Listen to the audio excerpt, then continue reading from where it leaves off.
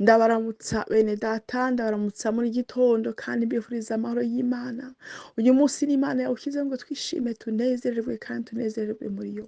Turashima Imana yacu, turashima umubyeyi wacu, turashima Imana nyiri ku ngoma. Haleluya.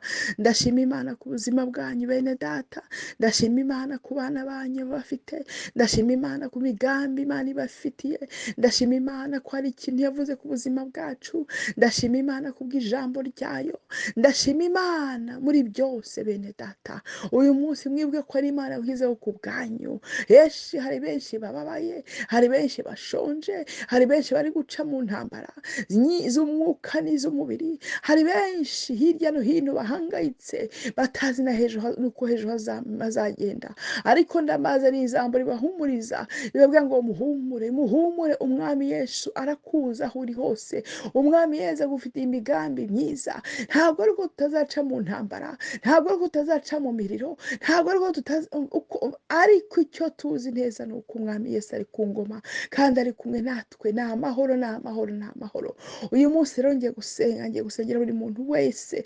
Ndabizi ko hari benshi barwaye, hari benshi ni ukuri bababaye, hari benshi babuze uko babigenza, hari benshi bafite ikibazo muri finansi zabo, hari benshi bakeneye gusurwa n'Uwiteka. Uyu munsi ni ukuri Imana igashyira iherezo ku bintu byinshi mu buzima bwacu, igashyira iherezo ku migambi ya Satani mu buzima bwacu, igashyira iherezo ku bukene mu buzima bw'abantu, igashyira iherezo ku burwayi mu buzima bw'abantu, igashyira iherezo haleluya mu bintu byinshi muri byo muri gucamo hirya no hino.